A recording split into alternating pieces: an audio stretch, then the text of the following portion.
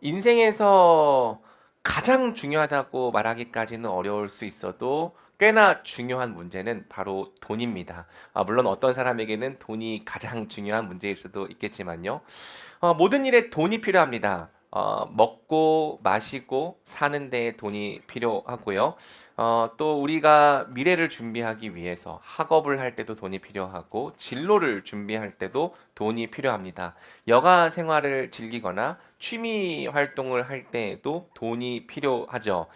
흔히 그런 말들을 하잖아요. 숨만 쉬어도 돈이 나간다. 그런데 그 말이 정말 사실인 것 같습니다. 현대인들은 살아갈 때에 정말 숨만 쉬어도 계속해서 돈이 나가는 것을 경험하게 되죠. 그렇기 때문에 우리는 이 돈에 대한 생각과 고민을 죽을 때까지 멈출 수 없는 것 같습니다. 돈 생각으로부터 자유하기가 어렵죠. 어쩌면 하루 중 가장 많이 생각하는 문제가 돈의 문제일 수도 있을 정도로요. 특별히 우리나라 사람들이 유독 돈에 대한 집착과 사랑이 큰 편이라고 합니다.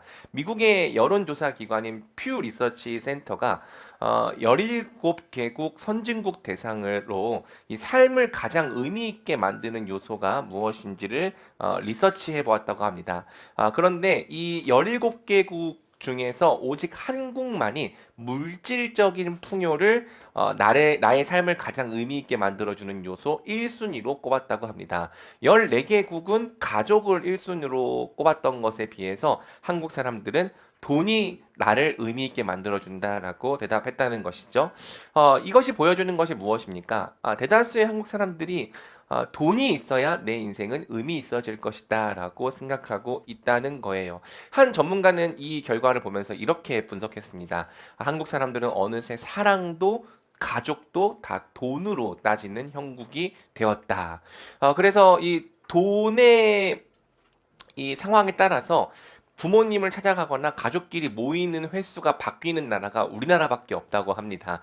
외국들은 가난하든 부하든지 가족과 만나고 함께 모이는 것이 비례하지 않았는데 우리나라만큼은 이 재정 상황과 경제 상황에 따라서 가족끼리 함께 모이고 또 부모님을 만나는 그 횟수도 바뀌고 있다는 모습을 볼 때 한국인들은 사랑도 가족도 돈으로 따지는 형국이 되었다라고 이야기를 한 것이죠. 우리 한국인들은 그야말로 돈을 매일 외치며 살아가는 것 같습니다. 자, 그렇기 때문에 한국인들을 가장 걱정하게 만들고 불안하게 만드는 문제 역시 돈인 것 같습니다. 우리 한국인들이 가장 걱정하는 문제 1위가 무엇인지를 물었더니 당연히 돈 문제가 나왔습니다. 우울증이나 공황, 정신질환의 원인이 되는 것 1위가 무엇인지를 조사해 봤더니 역시 돈이 나왔죠. 당연한 결과라고 생각합니다. 인생의 구원과 의미가 돈에 있다고 믿을수록 우리는 돈이 없는 상황을 불안하게 여길 수밖에 없기 때문이죠. 그러다 보니까 이 예수님을 믿는 사람들도 이 돈 문제만큼은 하나님도 건드릴 수 없는 영역으로 구별해 놓는 사람들이 많은 것 같습니다. 다른 건 다 순종할 수 있지만 돈에 대한 명령만큼은 순종할 수 없다.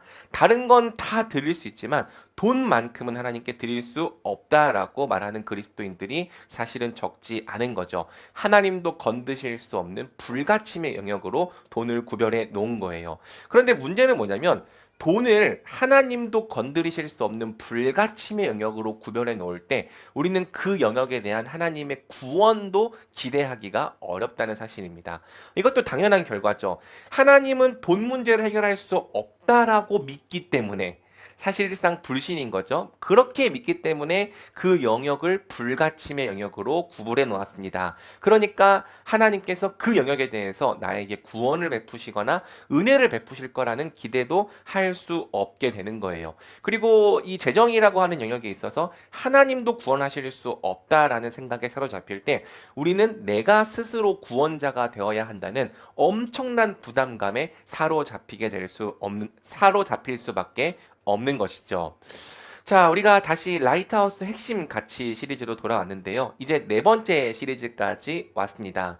첫 번째 시리즈는 로드십, 하나님의 주되심, 두 번째는 인스퍼레이션, 예배에 대한 부분이었고, 세 번째는 제너레이트, 제자가 되고 제자를 생산하는 일이었습니다. 그리고 네 번째 호프는 교회가 세상의 소망이 되어야 한다는 내용인데요.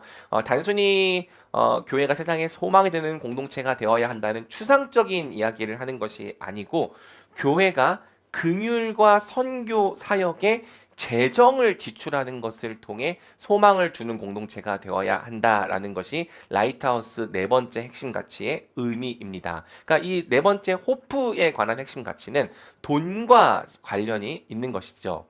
사실 이 돈, 특히 헌금에 관한 설교는 목회자에게 가장 어렵고 부담스러운 설교입니다. 제가 교회를 개척하고 나서 단 한 번도 돈과 헌금에 대해서 설교한 적이 없었고, 사실은 목회 생활을 하면서도 설교를 한 적이 없었습니다.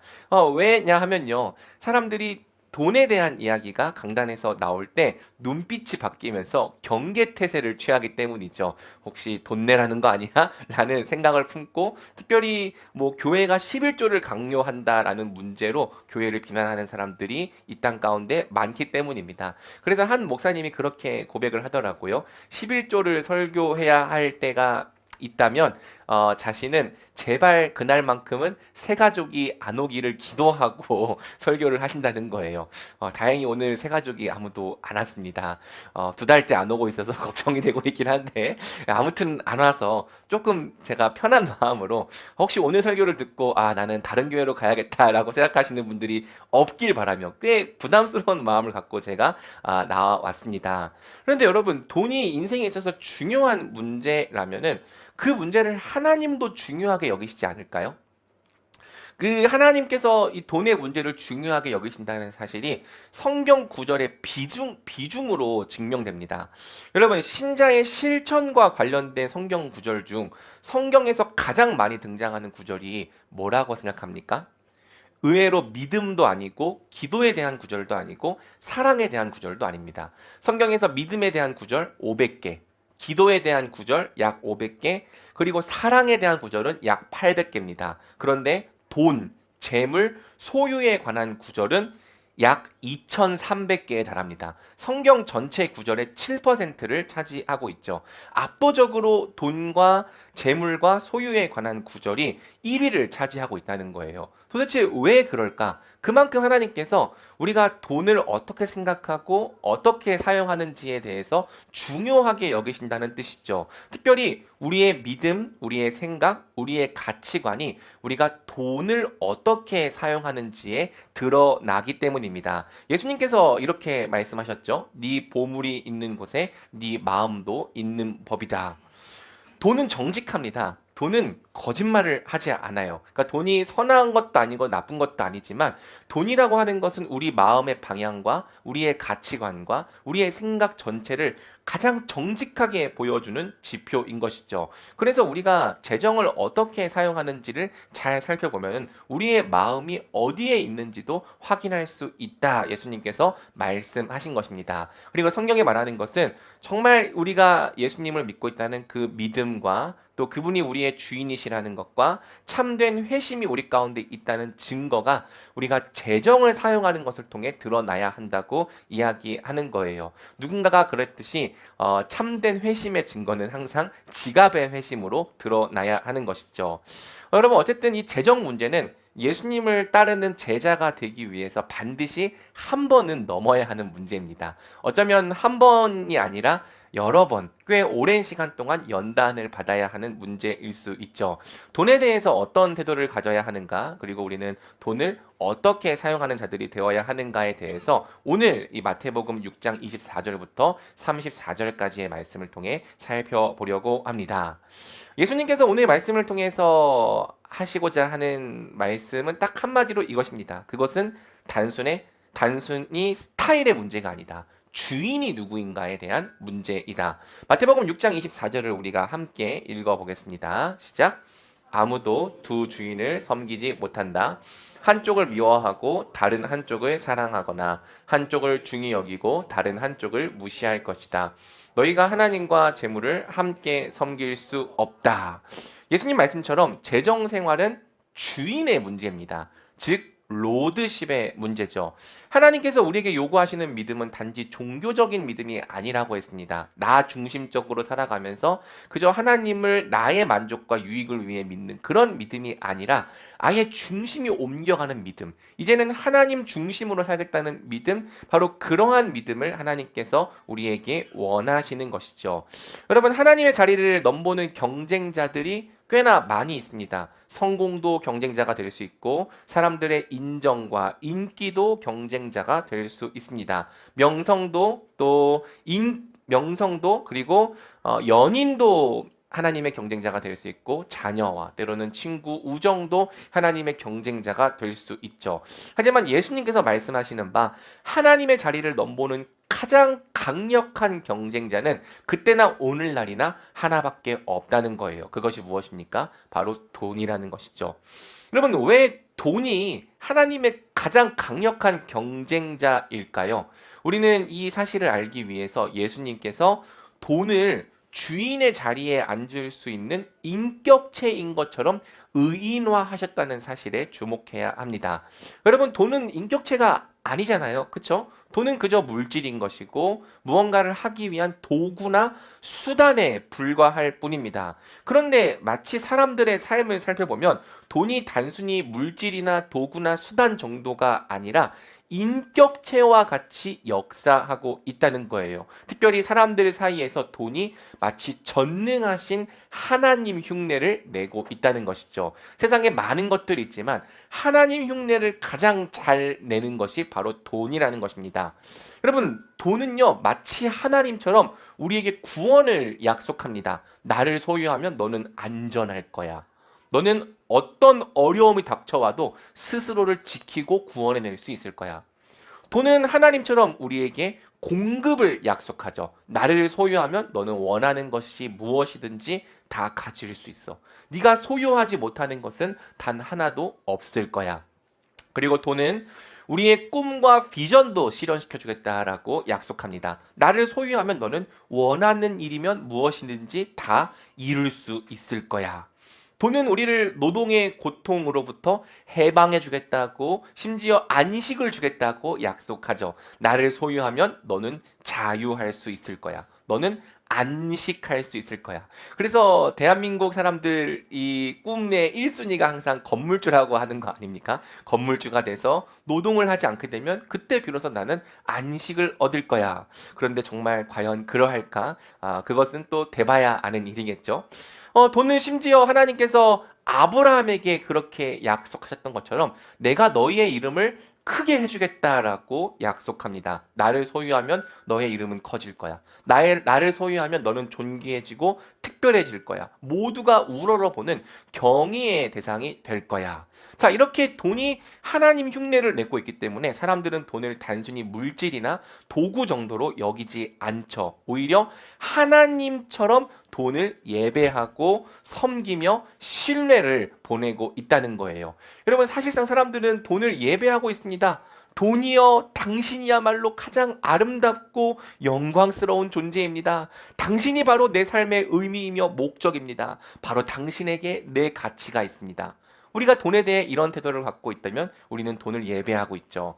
심지어 돈에 대해서 우리는 믿음과 찬양을 고백하기도 합니다. 돈이여, 나는 당신이 나를 구원하실 것이라 믿어 의심치 않습니다. 나를 구원하시는 돈을 찬양합니다.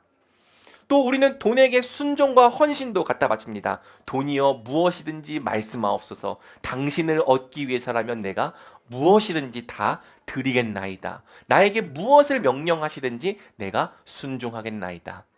여러분, 일부러 제가 기독교적인 표현에 하나님 대신 돈을 집어넣어 봤거든요. 그런데 기가 막히게 잘 어울리지 않습니까? 전혀 위화감이 없습니다. 뭘 말해주는가? 우리가 사실상 돈이라고 하는 존재를 그저 도구나 물질이 아니라 하나님처럼 대하고 있다는 것이죠. 그리고 돈이 사람들 가운데서 하나님 흉내를 내고 있다는 것입니다. 내가 너를 다스린다. 왕 노릇을 하고 있고, 내가 너를 구원해 주겠다. 구원자 노릇을 하고 있습니다. 예배를 받고 있고 순종을 받고 있습니다. 그렇기 때문에 예수님은 돈이 바로 하나님의 자리를 가장 강력하게 위협하는 경쟁자다 말씀하신 것이죠. 그러나 문제는 우리가 두 주인을 함께 섬길 수 없다는 거예요. 하나님과 재물을 겸하여 섬길 수 없다는 것이죠.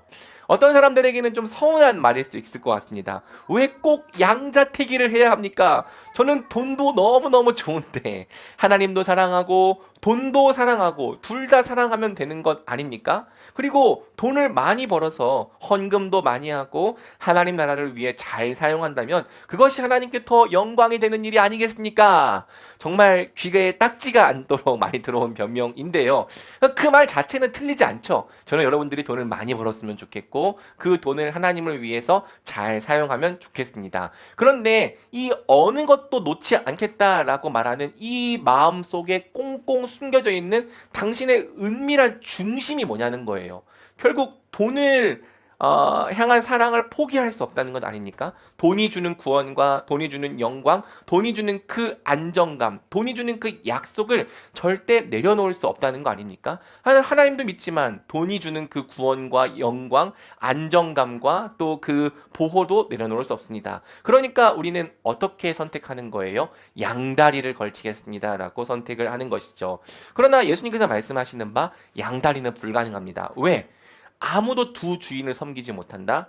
반드시 한쪽을 미워하고 한쪽을 더 사랑하게 되거나 한쪽을 더 중요하게 여기고 다른 한쪽을 무시하게 될 것이기 때문이자 여러분 둘을 똑같이 사랑한다는 것은 말만 그럴듯하지 사실상 불가능한 일이라는 거죠.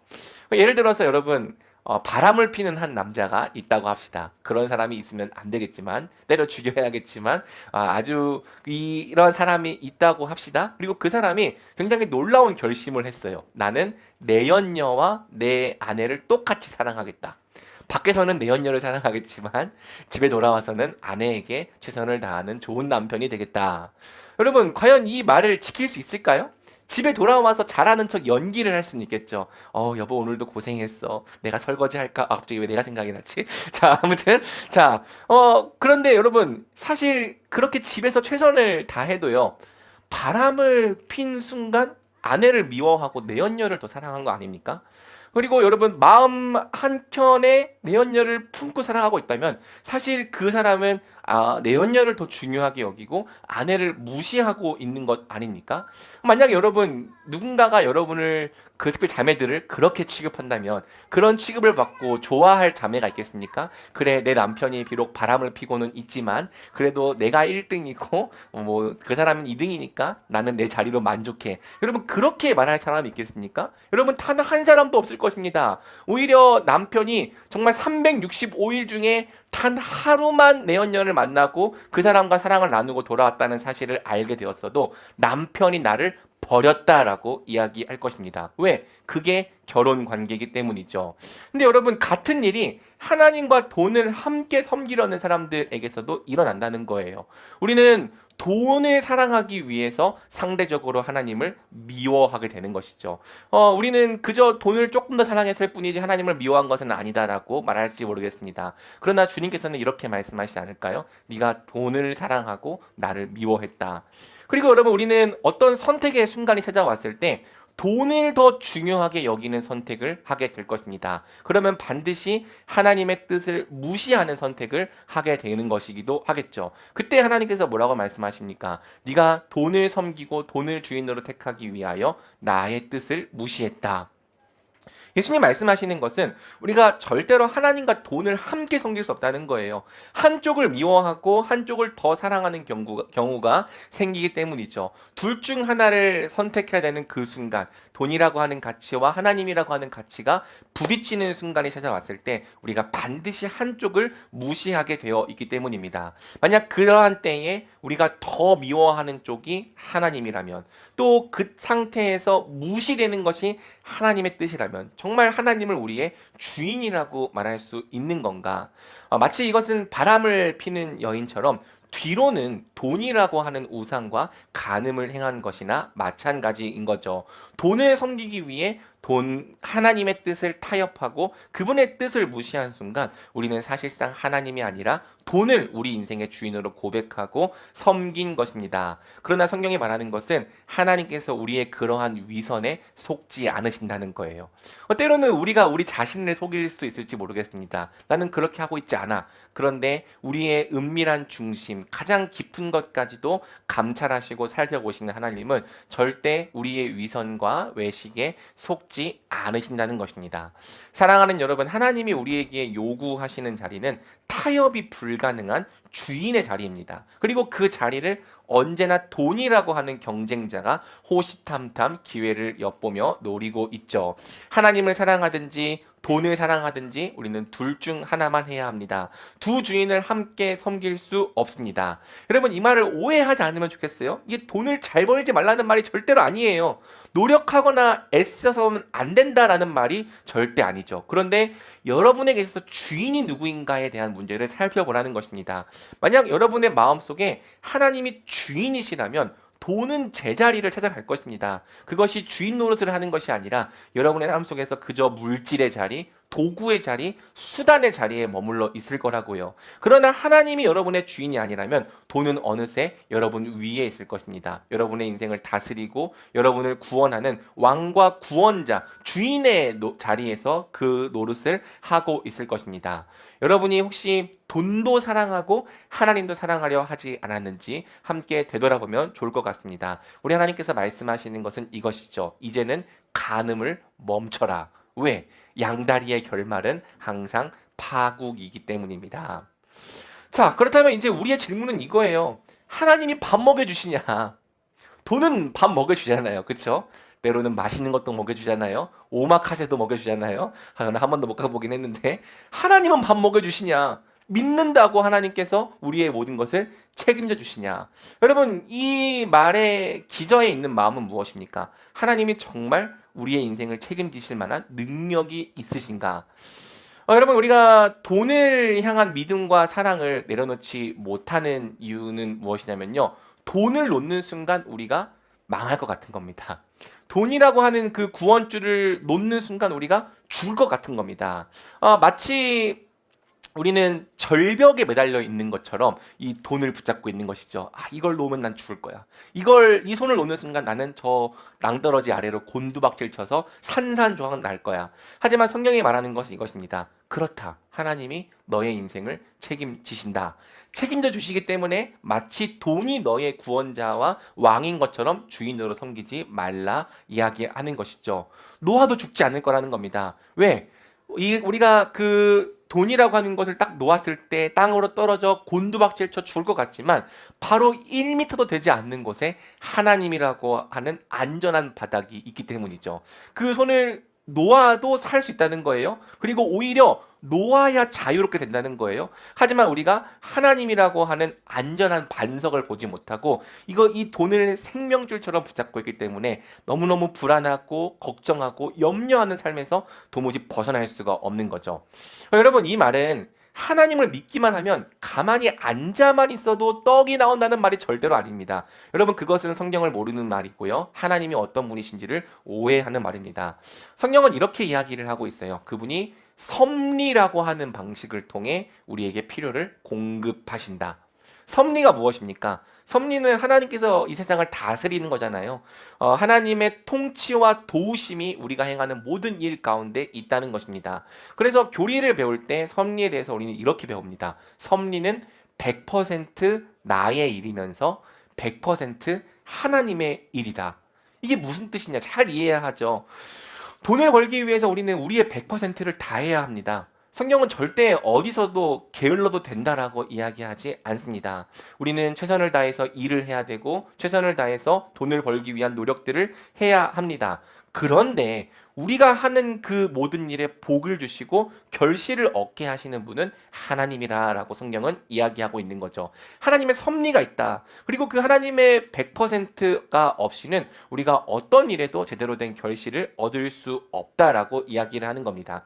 하나님께서는 우리의 필요를 채우시되 우리가 행하는 100%를 통해서 채우신다. 우리가 행하는 구직 활동을 통해서, 우리가 행하는 일을 통해서, 우리가 하는 사업을 통해서, 우리가 돈을 위해서 여러 가지 노력하는 그 방법들을 통해서 채우신다는 거예요. 그래서 우리가 만약 회사를 통해서 월급을 받았을지라도 사실은 그것이 세상이 우리에게 돈을 준 것처럼 보이지만 그것을 사용하셔서 섭리의 방식으로서 하나님이 우리에게 공급해 주시고 계시는 것이다라고 성경은 이야기하는 것이죠. 여러분, 이것이 성경적인 재정관이고 우리가 가져야 할 그리스도인들의 재정관입니다. 우리가 최선을 다해 열심히 일하고 수고하지만 우리가 받은 모든 것은 하나님의 은혜이자 선물입니다. 이렇게 고백할 때 우리는 비로소 돈을 의지하지 않을 수 있죠. 왜? 직장과 일터는 주인이 아니라 하나님이 사용하시는 수단이니까. 혹 내가 하나님께서 공급하시던 그 수단이 무언가로 인해서 막혔을지라도 우리가 절망하지 않을 수 있는 이유는 하나님께서 능히 다른 수단을 통해서 우리를 책임져 주시고 돌보아 주실 것을 믿을 수 있기 때문에. 그리고 여러분, 우리가 이것을 믿을 때 하나님께 드릴 수도 있죠. 만약 내가 가진 모든 것이 내 힘으로 얻었다라고 생각된다면 우리는 단돈 1만 원도 하나님께 드리기가 아까웠을 것입니다. 그러나 모든 것을 하나님께서 주셨다면 우리는 그분께 돌려드릴 수 있죠. 그래서 여러분, 성경적인 이 헌금, 특별히 11조는요, 하나님께 드리는 자선이 아니라 송축입니다. 주님께서 주셨으니 나도 주님께 돌려드립니다 라는 고백으로 하나님께 드리는 것이죠. 하나님이 책임지신다. 하나님이 채우신다. 그분께는 우리의 주인이 되실 만한 능력과 권세와 영광이 충분히 있으시다. 그것이 성경이 말하는 것입니다. 그분이 주인이 되실 만한 능력과 권세를 다 가지셨기 때문에 능히 우리에게 나만을 주인으로 섬겨라 라고 말씀하실 수 있는 것이죠. 그 돈이라고 하는 빈약한 주인을 섬기는 그 선을 내려놓고 나에게로 나와와라, 나의 품에 있어라 라고 하나님께서 말씀하시는 것입니다. 사랑하는 여러분, 예수님께서 말씀하시는 것은 이것이죠. 마태복음 6장 25절을 같이 읽어보겠습니다. 시작. 그러므로 내가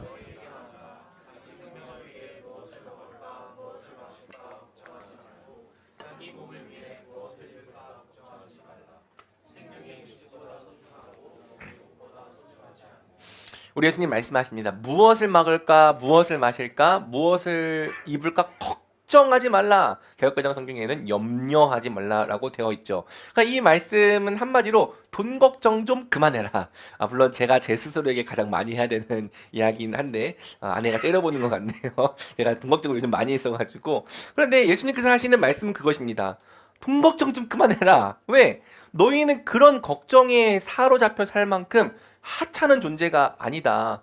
자기 생명이 음식보다 소중하고 몸이 옷보다 소중하지 않으냐. 이 말은 무슨 뜻이냐면 너희는 그것들보다 비교할 수 없이 귀한 존재이고 하나님은 너희의 그 존귀함이 결코 망가지거나 황폐해지도록 내버려 두지 않으실 거라는 것입니다. 그러면서 우리 예수님께서 하시는 말씀이 뭐냐면 공중에 나는 새를 보라는 거죠. 여러분, 새는 어떻습니까? 씨를 뿌리지도 않고 거두지도 않고 창고에 쌓아두지도 않습니다. 그럴 만한 지혜와 그럴 만한 능력도 없습니다. 그러나 하늘에 계신 너희 아버지께서는 그 새들을 먹이신다. 성경은 이야기하는 거죠. 너희는 새들보다 얼마나 더 귀하냐. 그리고 예수님은 들에 핀 백합도 보라고 말씀하십니다. 백합은 일하거나 옷감을 짜지도 않습니다. 그러나 그 모든 영화를 누렸던 솔로몬이 정말 가장 값비싼 것으로 차려 입은 것보다 그 백합이 더 영광스럽다. 그 솔로몬이 이 꽃 하나만큼 차려입지는 못했다라고 성경은 이야기를 하는 것입니다. 그러면서 예수님께서 우리에게 진짜 하고 싶은 말씀은 바로 이것이죠. 마태복음 6장 30절을 같이 읽어보겠습니다. 시작. 오늘 있다가도 내일이면 불 속에 던져질 들풀도 하나님께서 그렇게 입히시는데 하물며 너희는 얼마나 더 잘 입히시겠느냐? 믿음이 적은 사람들아. 너희를 설마 굶기시겠냐? 너희를 설마 헐벗기시겠냐? 오늘 있다가 내일 아궁이에 던져질 들풀도 하나님께서 이렇게 입히신다면 너희는 더 잘 입히지 않겠니? 너희는 더 소중하고 더 존귀하게 돌보지 않겠니? 라고 하나님께서 말씀하시는 거예요. 하나님은 우리의 생각 이상으로 우리를 존귀하게 여기십니다. 그렇기 때문에 우리를 돌보십니다. 가장 적절하게 우리의 필요를 채우시고 모든 것을 돌보아 주십니다. 문제는 우리의 믿음이 작다는 것이죠. 이 믿음이 적은 자들아가 바로 우리 아닙니까? 하나님은 우리를 돌보지 않으실 거야. 하나님은 우리의 삶과 필요에 아무런 관심이 없으실 거야. 라고 우리가 자주 그렇게 불신한다는 것이죠. 여러분, 하지만 이 말은요, 하나님의 선하심을 부정하는 말입니다. 그분은 우리의 아버지가 아니다라고 고백하는 말과 똑같습니다. 그리고 내가 하나님의 자녀가 아니다라고 말하는 것과 똑같죠. 나는 그분의 존귀한 자녀가 아니야. 그분이 내 방 쳐놓은 고아 같은 존재야 라고 말하는 것과 똑같습니다. 여러분, 이렇게 예수님께서 말씀하신 것처럼 모든 걱정과 염려의 기저에는 항상 하나님에 대한 불신, 그리고 우리의 정체성에 대한 흔들림이 있는 것이죠. 그러나 예수님께서 강조하시는 것이 무엇입니까? 오늘 본문에서 계속 등장했던 표현이 있습니다. 바로 하나님은 하늘에 계신 너희 아버지라는 거예요. 우리 마태복음 6장 32절을 나에게 선포하는 말씀으로 함께 읽어볼까요? 시작. 하늘에 계신 너희 아버지께서는 너희에게 이런 것이 필요하다는 것을 아신다. 그분은 아버지다. 그분은 너희를 가장 사랑하시고 너희에게 필요한 것이 무엇인지를 아시는 아버지시다. 그분은 너희의 삶에 관심이 있으시다라고 예수님께서 말씀하시는 겁니다. 예, 우리 아버지는요, 우리에게 살 곳이 필요하고 먹을 것이 필요하고 입을 것이 필요하다는 사실을 아십니다.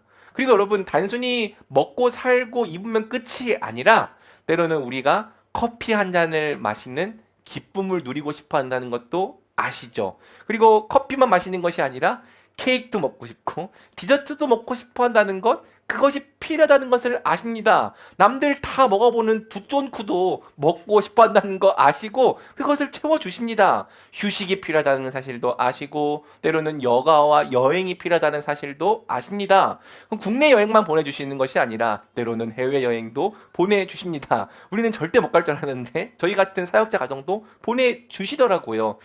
그리고 아직 주시지 않았을지라도 하나님의 계획 속에는 우리에게 그것들을 주실 계획이 분명히 있습니다. 그냥 인색하게 주시는 것이 아니라 우리 하나님은 우리에게 풍성하게 주시는 분이십니다. 그렇기 때문에 예수님 말씀하시는 거는 염려하지 말아라. 무엇을 먹을까, 무엇을 마실까, 무엇을 입을까 걱정하지 말아라. 이 모든 것은 이방 사람들이나 추구하는 것이다. 여기서 말하는 이방 사람들은 유대인이 아닌 혈통적으로 이방 사람들을 말하는 게 아니고요. 하나님의 자녀가 아닌 사람들을 말하는 것입니다. 하나님을 주인으로 모시지 않은 사람들이나 말하는 것입니다. 그 사람들은 하나님이라고 하는 아버지가 없고 주인이 없으니까 늘 무엇을 먹을까, 무엇을 마실까, 무엇을 입을까를 염려하며 살 수밖에 없지만 너희는 아버지가 없는 고아가 아니지 않느냐? 너희에게는 아버지가 있지 않느냐? 설마 하나님께서 너희를 내버려 두시겠느냐라고 예수님께서 말씀하시는 거죠. 여러분, 염려를 벗어날 수 있는 방법은 더 많은 돈이 아니라 믿음입니다. 물론 우리 마음속으로는 더 많은 돈이 있으면 염려를 벗어날 수 있을 것 같기도 한데, 여러분, 제가 조사 결과를 보니까 자산이 10억을 가지고 있어도요 여전히 염려에 벗어나기 어렵다라는 이 조사 결과가 있더라고요. 또 속으로 100억이면 염려가 없을 텐데 라고 생각할지 모르겠지만, 아무튼 여러분, 분명한 것은 하나님께서 말씀하시는 방법이 이것입니다. 염려를 벗어날 수 있는 방법은 더 많은 돈이 아니라 믿음이다. 여러분, 만약 우리가 돈을 통해서 염려에서 벗어날 수 있다면 우리가 염려를 벗어날 수 있다고 믿는 그 금액이 생기기 전까지는 절대로 염려에서 벗어날 수 없겠죠. 그쵸? 돈이 있어야 염려를 벗어날 수 있으니까.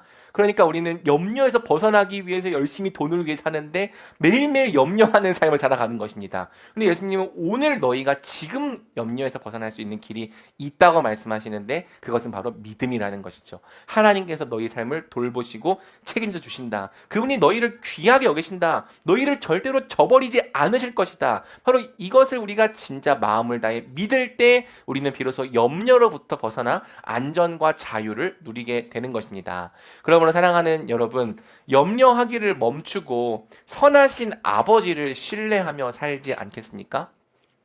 돈을 사랑하고 의지하는 마음의 중심에는 결국 걱정과 염려가 있습니다. 우리의 마음속에 이런 마음이 있는 거죠. 돈이 없으면 나는 하고 싶은 일을 하지 못할 거야. 돈이 없으면 나는 꿈도 이룰 수 없을 거고, 돈이 없으면 내 인생은 불행할 거야. 남들보다 못한 삶을 살 거야. 그리고 이 걱정과 염려의 끝을 따라가 보면 거기에는 결국 뭐가 있는 줄 압니까? 돈이 없으면 나는 죽을 거야. 한평생 사망이 두려워 죽음에게 종노릇하며 살아간다고 성경은 이야기하고 있습니다. 걱정과 염려, 그 모든 것을 끝까지 따라가다 보면 우리는 결국 죽을 것에 대한, 죽음에 대한 두려움에 매여 있었다는 사실이 드러나는 것이죠. 그리고 이 염려로부터 구원을 받고자 돈이라고 하는 주인에게 제발 나 좀 구원해 달라고 우리는 매달리고 있는 거예요. 그런데 여러분, 돈은요, 우리에게 은혜를 베풀지 않습니다.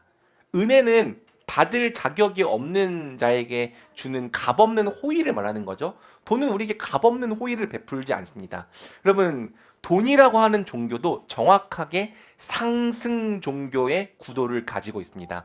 제가 상승 종교에 대해서 작년 초에 설명했는데, 상승 종교는 내가 하는 만큼 신이 나에게 줄 것이다라고 믿는, 그러니까 인간이 먼저 시작해서 신의 반응이 결정되는 종교라고 했잖아요. 돈도 정확하게 그러한 종교의 구도를 갖고 있습니다. 네가 나를 섬기는 만큼, 네가 나를 위해 노력하는 만큼 나도 너에게 혜택을 베풀겠다라고 이야기를 하고 있는 거죠. 나를 가지려면 너는 그만큼 나를 경배해야 돼. 나를 얻으려면 너는 그만큼 노력을 바치고 그만큼의 헌신을 해야 돼. 돈은 우리에게 이야기를 하고 있습니다. 그러니 사람들은 어떻게 합니까? 자신의 시간, 자신의 건강, 때로는 가족까지도 돈 앞에 가져다 바칩니다. 여러분, 고대 사람들만 신 앞에 자기 피와 자녀들을 가져다 태워 바쳤던 것이 아닙니다. 여러분, 고대인들은 미개하고 우리는 발전되었기 때문에, 문명화되었기 때문에 그런 삶을 안 사는 것이 아닙니다. 현대인들도 고대인들 못지않게 돈이라고 하는 신의 축복과 구원을 얻고자 피를 갖다 바치고 있고, 자신의 건강을 가져다 바치고 있고, 생명을 가져다 바치고 있습니다. 비유적인 표현이 아니라 문자적으로도 그렇게 하고 있고요. 때로는 가족을 갖다 바치고 있고, 자녀의 생명도 갖다 바치고 있습니다. 고대 시대의 우상 앞에서 자기의 자녀를 태워드렸던 사람들이나 오늘 돈 앞에서 자기의 모든 것을 태워드리고 있는 사람들은 결코 다른 것이 없는 것이죠. 그러나 우리가 그렇게 했는데도 돈의 축복과 구원을 받지 못했을 때 돈은 우리에게 뭐라고 말하는지 압니까? 우리를 정죄합니다. 네가 나를 갖지 못한 것은 너의 노력이 부족했기 때문이야. 네가 나를 갖지 못했던 것은 너의 실력이 부족했고 더 열정적으로 나를 갈망하지 않았기 때문이야. 너의 헌신이 부족했기 때문이고 네가 나한테 갖다 바칠 재물이 부족했기 때문이야. 그러니까 돈은요, 우리에게 은혜를 베풀지는 않으면서 늘 정죄한다는 거예요. 그러니 돈을 기대하고 돈을 주인으로 섬기는 사람은 늘 정죄감과 죄책감에서 헤어날 길이 없는 것이죠. 돈을 갖지 못한 나는 쓰레기야. 나는 잘못된 인간이야. 열등한 인간이야. 하지만 성경이 말하는 바 선하신 하나님은 그렇지 않다는 것입니다. 선하신 하나님은 우리에게 은혜를 베푸신다는 것입니다. 여러분, 그렇기 때문에 우리가 그분 앞으로 나아오면 우리는 그분께서 우리에게 주시는 한없는 자비와 은혜를 경험하게 되는 것이죠. 여러분, 그리스도 안에 있는 우리를 하나님은 그냥 있는 그대로 귀하다라고 말씀해 주십니다. 자격 없는 우리는 그리스도 때문에 의롭다고 여겨주십니다. 값없이 자녀로 삼아주시고 내가 너의 아버지가 되어주겠다라고 말씀하십니다. 그리고 아버지가 되어주셨기 때문에 우리가 잘하든 못하든, 우리가 강할 때든 연약할 때든지, 우리가 어떤 모습일 때든지 공중의 새를 돌보시는 것처럼 우리를 돌보아 주시고, 들의 백합을 입히시는 것처럼 우리를 입혀주십니다. 뿐만 아니라 우리를 푸른 초장과 쉴만한 물가로 인도해 주시고 우리를 눕게 하십니다. 그렇기 때문에 하나님을 아버지로 삼은 사람은 다윗처럼 고백할 수밖에 없는 거죠. 여호와는 나의 목자시니 내게 부족함이 없으리로다. 여러분, 이것이 사실은 진짜 자유 아닙니까? 여러분, 자격을 갖춰야 주겠다라고 말하는 신과 내가 아버지니까 너희에게 그냥 주겠다라고 말하는 신, 이 두 신 중에 어떤 신이 더 선한 신입니까? 그리고 자격이 없으면 너는 나를 가질 자격이 없기 때문에 굶으라라고 말하는 신과 너가 연약할 때에도, 네가 부족할 때에도 나는 너를 포기하지 않겠고 너를 책임져 주겠다라고 말하는 아버지. 여러분, 이 둘 중에 여러분은 누구를 더 주인으로 사랑하며 섬기고 싶습니까? 여러분을 창조하시고 여러분을 가장 사랑하시는 하늘 아버지께로 나아오십시오. 그분은 여러분을 정말 귀하게 여기십니다. 여러분의 어떠한 모습과 상관없이, 여러분이 강할 때든 연약할 때든 여러분을 책임져 주십니다. 성경이 약속하는 바는 이것이죠. 우리 히브리서 13장 5절을 같이 믿음으로 고백하면 좋겠습니다. 같이 읽습니다. 시작. 돈을 사랑하며 살지 말고 지금 갖고 있는 것으로 만족하십시오. 주께서는 친히 내가 결코 너를 떠나지 않겠고 또 결코 버리지 않을 것이다 라고 말씀하셨습니다. 아멘. 우리 주님 말씀하십니다. 내가 너를 결코 떠나지 않겠고 너를 결코 버리지 않겠다. 여러분, 이 말씀을 진리로 믿을 때 우리는 비로소 염려를 벗어나 자유를 얻게 될 것입니다. 계속해서 돈의 염려가 우리에게 찾아올 때마다 이 말씀을 선포하시기 바랍니다. 하나님의 아버지 되심을 믿을 때 특별히 우리는 이제 비로소 돈을 나를 구원하는 신이 아니라 수단으로서 옳게 바라보고 사용할 수 있게 되는 것이죠. 자, 이제 마지막 33절과 34절을 살펴봅시다.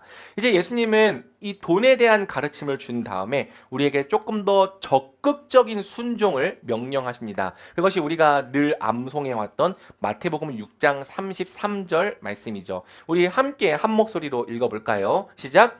오직 너희는 먼저 그 나라와 그 의를 구하라. 그러면 이 모든 것도 너희에게 더해 주실 것이다. 아멘. 여러분, 정말 많이 들어온 말씀, 이 말씀도 귀에 딱지가 않도록 들어온 말씀이죠. 우리는 보통 이 말씀을 그저 신앙의 태도와 관련된 말씀으로 이해합니다. 그러니까 먼저 하나님 나라를 생각하며 살아라. 먼저 그 나라를 묵상하며 살아라. 너의 마음속에 그 나라에 대한 생각이 있게 해라. 물론 여러분, 그런 말씀으로 이해해도 되고요. 그렇게 이해하는 것이 맞습니다. 그런데 먼저 오늘 본문에서 이 예수님께서 이 말씀을 주신 그 문맥을 따라 살펴본다면 이 말씀은 재정생활과 관련된 말씀입니다. 정확한 의미가 무엇이냐면요. 먼저 하나님 나라와 그분의 의를 위해서 너희의 재정을 사용하는 자들이 되라는 것이죠. 여러분, 이러한 의도가 누가복음에 더 자세히 드러나 있습니다. 병행 본문인 누가복음에도 같은 말씀이 되어 있는데요. 그러므로 너희는 오직 그분의 나라를 구하라 라고 말씀하시면서 바로 이어지는 33절을 보면 이 말씀에 대한 실천 명령으로서 너희의 소유를 팔아 자선을 베풀라라고 이야기를 하는 것이죠. 그러니까 하나님 나라를 구하는 것은 단지 마음속으로 하나님 나라를 품겠습니다. 하나님 나라를 생각하겠습니다. 이런 추상적인 명령이 아니라 실제로 우리의 재정을 하나님 나라와 의를 위해서 지출하고 사용하라라는 명령으로 이해해야 한다는 거예요. 여러분, 하나님이 원하시는 믿음은 사실 여기까지입니다. 우리는 하나님께서 우리의 삶을 책임져 주시고 돌봐 주시는 것을 믿어야 합니다. 그것이 첫 번째입니다. 저는 여러분들이 그 믿음을 갖게 되길 원합니다. 그런데 여러분, 하나님이 내 삶을 책임져 주신다. 거기서 머무는 것은 하나님이 우리에게 원하시는 수준이 아닙니다. 하나님은 조금 더 우리가 나은 수준으로 성장하기를 원하십니다. 그것이 무엇입니까? 바로 모든 소유가 하나님께서 나에게 맡겨주신 것을 믿는 청직이라는 사실을 우리가 믿는 것이죠. 여러분, 성경적인 재정관의 핵심은 청지기론입니다. 성경은 청빈론을 말하지 않아요. 네가 가난한 거지가 되어야 된다. 거지가 좀 그런가? 빈자가 같은 말인가? 아무튼 가난한 사람이 되어야 된다라고 말하지도 않고요. 청부론을 이야기하지도 않습니다. 네가 깨끗한 부자가 되어야 된다라고 이야기를 하지도 않습니다. 오히려 하나님께서 주시는 분량에 따라서 너는 가난할 수도 있고 부할 수도 있다라고 이야기를 하죠. 그런데 우리가 어떤 상황에 처했든지 우리의 소유는 본질적으로 내 것이 아니라 하나님께서 맡겨주신 것임을 믿어야 한다. 너희는 청직이다라고 말하는 것이 성경이 말하는 재정관입니다. 그렇기 때문에 우리는 청지기로서 우리에게 맡겨진 모든 재정을 잘 관리하고 선하게 사용할 필요가 있는 것이죠. 그러니까 우리가 돈을 열심히 잘 벌어야 하는 이유가 뭐냐면요. 우리가 청직이기 때문이에요. 한 왕이 먼 타국으로 떠나갈 때 자신의 종들에게 5달란트와 2달란트와 1달란트를 맡겼잖아요. 청지기들이 어떻게 합니까? 그걸 가지고 열심히 장사를 합니다. 마찬가지로 우리는 우리에게 맡겨진 재물들을 잘 불려야 됩니다. 소위 말해서 우린 그것을 잘 벌어야 되고 주인을 위해서 열심히 돈을 벌어야 됩니다. 그리고 여러분, 그렇게 우리에게 맡겨진 재정 안에는 우리를 위한 몫이 당연히 있습니다. 우리가 먹고 살기 위한 몫이 있고 가족을 돌보기 위한 몫이 있고요. 심지어 여가 생활을 즐기기 위한 몫, 취미 생활을 즐기기 위한 몫이 있습니다. 다시 말하지만 하나님은 짠돌이가 아니십니다. 하나님은 구두쇠가 아닙니다. 여러분들이 두쫀쿠를 먹는 것을 보시면서 네가 그런 사치를 부려? 넌 죄인이야. 그렇게 정죄하시는 분이 아니십니다. 하나님 그 정도 주실 수 있는 분이라는 거예요. 그런데 하나님 말씀하시는 것이 무엇이냐? 너희에게 주어진 그 재물에는 너희를 위한 몫만 있는 것이 아니라 하나님을 위한 몫이 있다. 그분의 나라와 그분의 뜻을 위해서 사용되어야 하는 몫이 있다는 것이죠. 그러니까 나만 잘 먹고 나만 잘 살면 끝이 아니라 하나님께서 세우신 청지기로서 너희에게 맡겨진 그 재물들을 바로 그 나라를 위해 그 의를 위해 잘 사용하라는 거예요. 그러면 본문을 좀 더 자세히 분석하죠. 성경은 먼저 하나님 나라를 위해 재물을 구별하라고 이야기합니다. 이 먼저라는 단어는 우선순위와 관련된 말씀입니다. 우리의 재물에는 먼저 하나님을 위하여 쓰여야 하는 우선순위가 있습니다. 다 쓰고 남으면 드리는 것이 아니라 성경은 먼저 하나님을 위한 몫을 떼어 놓으라고 이야기를 하는 거죠. 사실은 우리가 11조를 떼는 이유도 바로 여기에 있는 것입니다. 자, 그리고 그분의 나라를 구하라라고 하는데요. 여러분, 그분의 나라를 구한다는 게 대체 무슨 뜻일까요? 하나님의 나라가 확장되고 세워져 가는 일을 위해서 여러분의 재정을 사용해야 된다는 뜻인데요.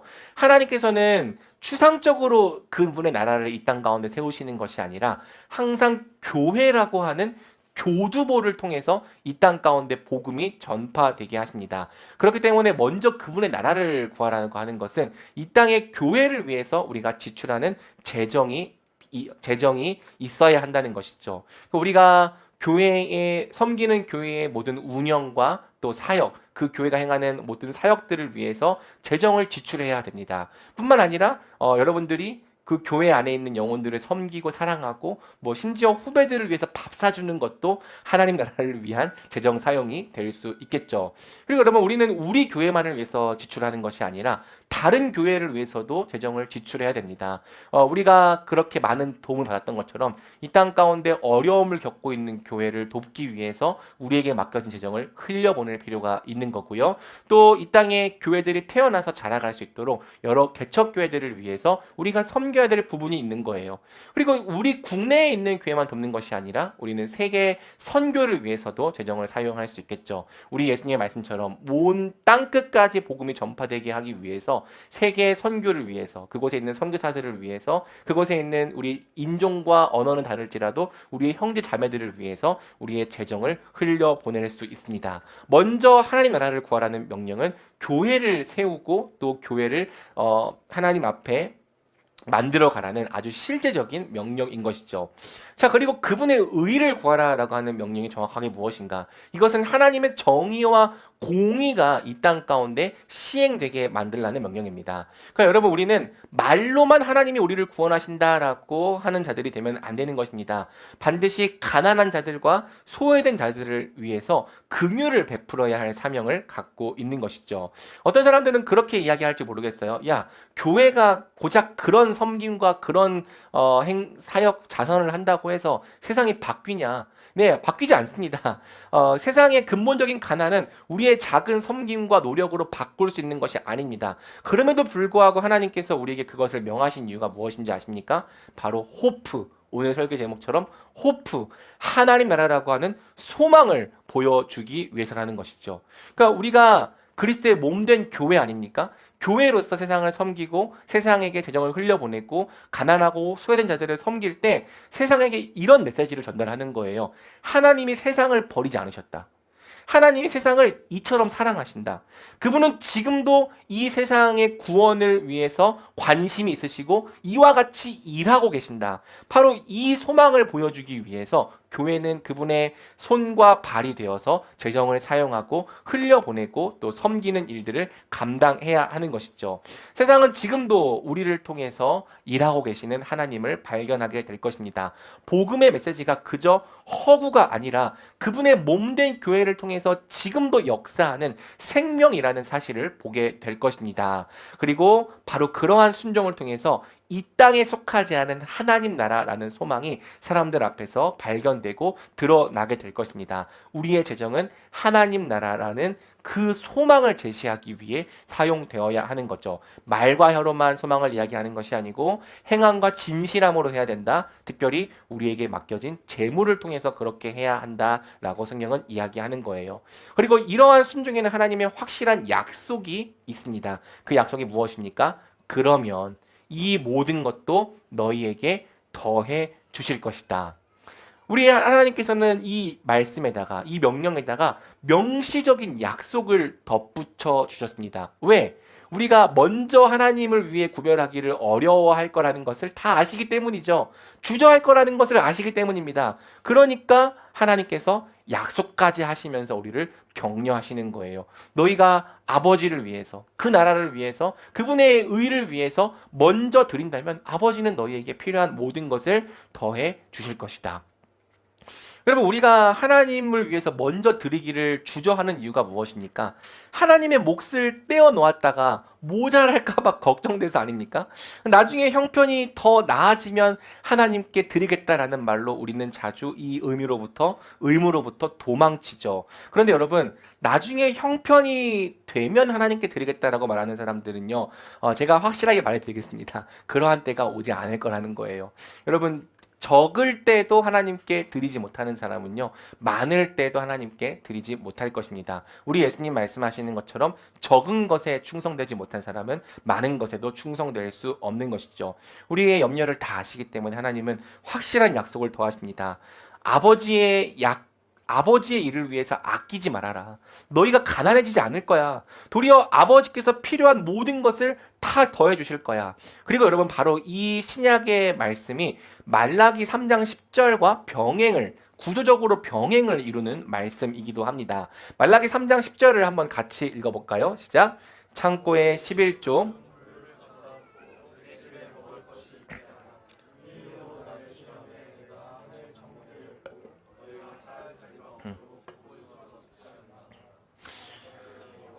말씀하셨다. 구약의 이스라엘은 하나님의 일을 먼저 구하지 않았습니다. 다 자기의 삶을 생각하기 때문에 하나님께 드려야 할 몫을 드리지 않았습니다. 그러니까 성전은 황폐화되었고, 성전의 황폐화를 통해서 이스라엘의 영적인 수준은 바닥을 치게 되었죠. 그 상태에서 하나님께서 이스라엘 백성들에게 먼저 말씀하신 것은 먼저 나의 나라와 나의 일을 구하라는 거예요. 그리고 여기에다가 약속을 덧붙이시죠. 11조를 너희가 드렸을 때 이 일로 나를 시험해 내가 하늘 창문을 열고 너희가 쌓을 자리가 없도록 복을 쏟아붓지 않나 보라.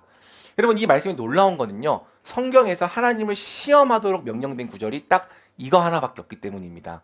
원래 하나님을 시험할 수 없는 겁니다. 하나님을 시험해서도 안 되는 겁니다. 그런데 이 재정에 있어서만큼은 정말로 하나님께서 그렇게 하시지 않는지를 보라고, 시험해 보라고 유일하게 허락해 주신 것이죠. 여러분, 그렇기 때문에 우리가 이 놀라운 이 말씀의 특징이 있는데, 이 말씀대로 순종할 때 하나님께서 우리의 삶을 채우시고 돌보시는 것을 실제로 경험해 볼 수 있다는 거예요. 뭐 아시는 분은 아시겠지만 목사들도 11조를 합니다. 여러분, 저는 개인 사업자가 아닙니다. 교회에서 여러분들이 헌금을 많이 내면 그 헌금을 가지고 제가 돈을 많이 버는 게 아니라 저는 정해진 사례를 가져가고 있고요. 저도 그 안에서 항상 하나님께 드릴 몫을 뗍니다. 그리고 때로는 그 몫이 되게 적기도 했습니다. 그래서 이 11조를 낼 때 여러분들이 고민하는 것처럼 저도 고민할 때가 많습니다. 왜냐하면 적은 사례에 비해서 이 11조를 떼고 나면은 생활을 위한 돈이 모자랄 때가 있는 거예요. 그래서 여러분, 이걸 정말 하나님께 드려야 되는데 늘 주저하는 마음이 있을 때가 있었습니다. 하지만 그럼에도 불구하고 저도 11조를 드리려고 노력했고, 특별히 저는 아예 그냥 습관을 들였어요. 사례비를 받으면 그냥 먼저 하나님께 11조부터 떼고 그 다음에 생활을 하자. 그래서 그렇게 하나님께 드렸는데요. 재밌는 건 뭐냐면요, 하나님께서 먼저 11조를 떼어 드릴 때마다, 그러니까 정말 부족하고 어려운 상황에서 11조를 떼어 드릴 때마다 하나님께서 그 돈을 다시 채워주시더라는 거예요. 처음에는 우연인 줄 알았습니다. 근데 이게 3번, 4번, 10번이 넘어가는 순간부터 우연이 아니구나. 만약 하나님께서 11조 때문에 재정에 어려움이 생기고 빈 공간이 생긴다면 어떤 방법으로든지 그것을 채워주신다는 사실을 살면서 굉장히 많은 경험을 했습니다. 지난달에도 제가 여러분들이 나누었는데요. 라이트하우스 일산에 우리가 처소 헌금을 200만 원을 보냈습니다. 그 교회에서도 우리에게 많은 금액을 헌금해 주었기 때문에 저희도 그 교회에게 또 많은 것들로 보내고 싶었습니다. 그런데 여러분 200만 원이라고 하는 재정은 그 당시 저희 교회의 재정의 3분의 1에 해당하는 금액이었습니다. 그러니까 여러분 담임 목사로서 굉장히 고민이 되었죠. 이걸 보내고 났을 때 우리 교회의 재정에 빵꾸가 생기지는 않을까. 그런데 여러분 순종하고 싶었습니다. 저희 말씀에 심기는 교회의 비전처럼 복을 나누는 사명에 순종하고 싶었고, 내가 받을 때는 이렇게 감사하게 많이 받아놓고 줄 때는 인색한 교회가 되고 싶지 않았습니다. 그래서 여러분들 앞에 그 멤버십 총회 때 이것을 이야기하고 기꺼이 보냈습니다. 그리고 헌금을 보낸 지 2주 만에 200만 원이 다시 돌아왔습니다.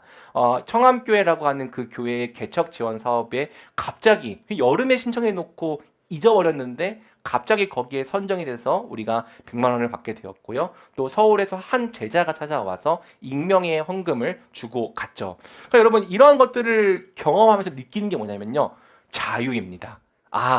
나와 내 가족과 내가 담임하는 이 교회의 재정은 나에게 달려있는 것이 아니구나. 하나님이 정말로 살아계시고 나와 내 가족과 또 담임하고 있는 이 교회의 필요를 아시고 채워주시는구나. 이게 굉장히 신기한 일입니다. 11조를 구별하여 드릴수록 우리는 재정으로부터 자유로워지기 시작합니다. 그래서 요즘은 저도 그렇게 고백하면서 드려요. 어려울 때도 있고 또 이 재정을 드리고 나면 재정이 모자랄 때도 있지만 하나님 제가 11조를 드리는 것을 통해서 나의 인생을 구원하고 책임지시는 분은 돈이 아니라 하나님이신 것을 고백합니다. 내가 이것을 드릴지라도 하나님은 능히 채우실 수 있고 또 나를 돌보실 것을 신뢰합니다. 그런 믿음으로 하나님께 드리고 있습니다. 여러분 그렇게 생각하시겠죠? 11조를 드리면 가난해지지 않을까?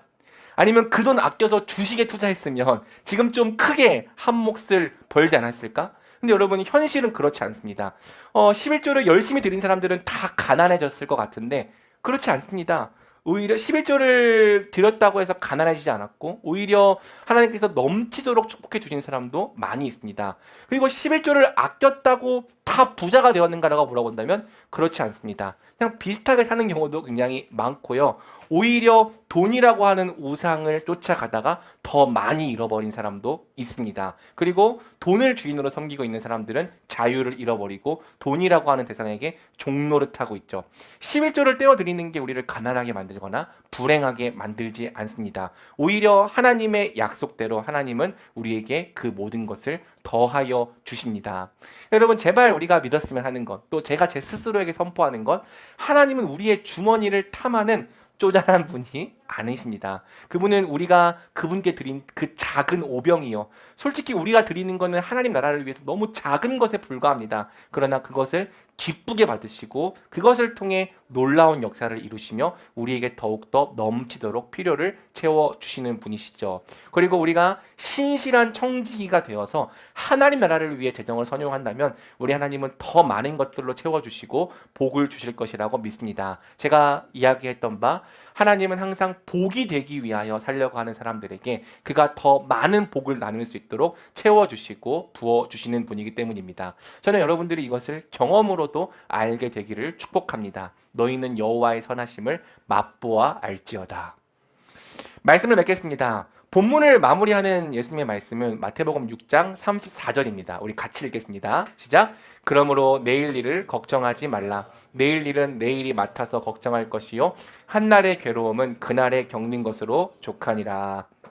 여러분도 알다시피 염려는 99% 아직 일어나지 않은 일들에 관한 생각입니다. 그렇잖아요? 그리고 사실 우리가 염려하는 수많은 경우 속에서 우리에게 실제로 일어날 만한 확률이 있는 일도 그렇게 많지 않습니다. 그런데 이 염려라고 하는 것이 참 재밌는 게 미래의 모든 괴로움을 다 오늘 일로 끌어당긴다는 거예요. 내일 일의 괴로움을 오늘 일로 끌어당기고 다음 달의 걱정을 오늘의 괴로움으로 끌어당깁니다.